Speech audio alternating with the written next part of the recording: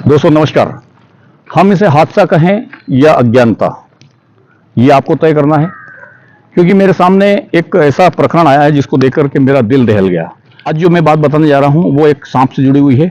और बात यह है कि एक सांप होता है जिसे हम इंडियन कॉमन करेत के नाम से जानते हैं, और वो सांप इतना जहरीला होता है कि लगभग लोगों को बिस्तर में घुसने के बाद ही काटता है। ये जो मैं बात बताने जा रहा हूं, ये बात इतनी भयानक है कि आप उसको सुनने के बाद आपके रोंगटे खड़े हो जाएंगे। आप क्या समझते हैं कि एक सांप कितनी देर में किसी इंसान को मौत दे सकता है? 1 घंटे में, 2 घंटे में, 3 घंटे में, 4 घंटे में या 10 घंटे में?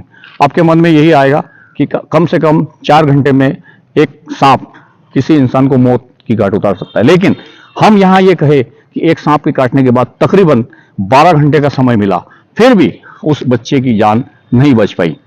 ऐसा ही एक ऐसा भयानक वाकया हमको देखने को मिला पिपलोदा क्षेत्र से तकरीबन 8 किलोमीटर दूर एक गांव है सबलगढ़। वहां पर एक बच्चे को बाइट हुआ रात को तकरीबन 11 बजे, और झाड़ फूंक, ओटला, देवी देवताओं, इन सारे कार्यक्रमों में इतना समय व्यतीत किया कि परिवार उस बच्ची की जान नहीं बचा सकी। हुआ क्या था कि रात को 11 बजे तकरीबन स्नेक बाइट होने के पश्चात परिवार ने उस बच्ची को एक देवी के ओटले पर ले जाकर झाड़ फूंक में तकरीबन सुबह 11 बजे तक समय खराब करा। जब उनको बच्ची की सांसें थमती हुई नजर आई तो उन्होंने पिपलोदा मुख्यालय पर, यहाँ बड़ा हॉस्पिटल है, यहाँ पर संपर्क किया और उन्होंने बच्ची को यहाँ पर बड़ी ही बुरी हालत में एडमिट किया।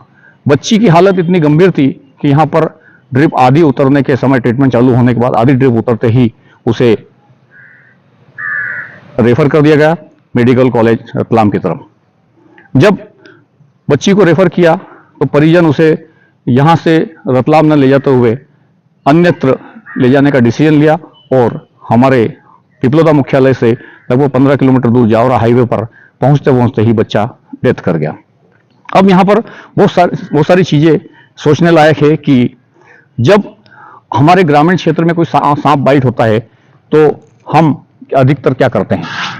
ये जो मैं बात बता रहा हूं ये तकरीबन हमारे भारत के ग्रामीण क्षेत्रों में लगभग हर क्षेत्र में होती है। पूरे भारत में लगभग स्नेक बाइट के 50,000 प्रकरण आते हैं। 50,000 प्रकरणों में कुछ केस ऐसे होते हैं जो बहुत ही अत्यंत गंभीर मामले होते हैं, जिसमें परिवार की गलतियां सामने नजर आती है। दोस्तों, यहां मैं एक बात ये कहना चाहता हूं कि हम ये बोलते हैं कि कुदरत की तरफ से किसी इंसान की उम्र तयशुदा लिखी होती है, लेकिन हम हमारी गलतियों के खातिर उस बच्चे की या किसी इंसान की उम्र को खत्म कर देते हैं। यहां ये प्रकरण देखने लायक है कि क्या बच्ची को रात को 11 बजे स्नेक बाइट हुआ है और आप दोपहर में 11 बजे आप उसको अस्पताल लेके जा रहे हो। इस बीच के 12 घंटे का जो समय है, तो क्या इस समय में हम उस बच्ची की जान नहीं बचा सकते थे? और अंत में हमको कहने के लिए सिर्फ इतना ही बचता है कि परमात्मा की तरफ से इस बच्ची को इतना ही उम्र दिया गया हो, लेकिन ये सही नहीं है। हमने उस बच्ची के साथ में अन्याय किया है और उसे हमने खुद ने आगे रह करके हमारी गलतियों और हमारी क्या बोलते अंधविश्वास की भेंट चढ़ा दिया है। इस प्रकार की तमाम गलतियों के कारण हमारे भारतवर्ष में तकरीबन 50 से 60,000 ऐसी मौतें होती हैं जो स्नेक बाइट की होती है। क्या हम इन मौतों को कम कर सकते हैं? बिल्कुल कम कर सकते हैं। यहां इस प्रकरण में सोचने वाली बात यह है कि रात को 11 बजे अगर स्नेक बाइट हुआ है और आपको कंफर्म था कि इस सांप ने काटा है, क्योंकि इस प्रकरण में जिस स्नेक ने बाइट किया है उसको परिवारजन ने थैली में, एक प्लास्टिक की थैली में मार करके लेके साथ में आए थे। डॉक्टर को कंफर्म था कि ये स्नेक बाइट हुआ है करेत, इसका ट्रीटमेंट देना भी सरल था।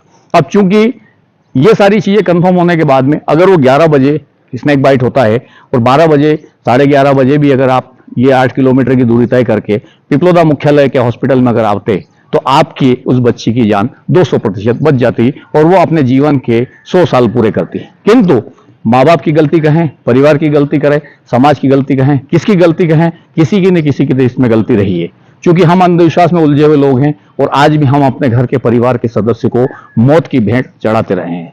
आप भी सतर्क रहें, सुरक्षित रहें और अपने बच्चों को, अपने परिवार के सदस्यों को अंधविश्वास से दूर रखें, झाड़ फूंक से दूर रखें।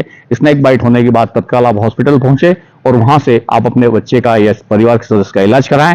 और लोगों को आप ये ना कहें कि आप किसी दैविक स्थान पर जाइए, वहां पर आपका इलाज हो जाएगा। ये हमेशा के लिए एक, मैं कहता हूं कानून में ऐसा होना चाहिए कि अगर कोई भी व्यक्ति स्नेक बाइट करने के पश्चात झाड़ फूक किया करता हो पाया जाए तो उसके साथ कानूनी कार्रवाई होना चाहिए। ये गलती आइंदा ना हो, परिवारों के लिए मैसेज है। और मैं ये वीडियो इसीलिए कर रहा हूं कि आप आने वाले समय में उस बच्ची के साथ जो अन्याय हुआ है वो किसी और के साथ ना हो। धन्यवाद।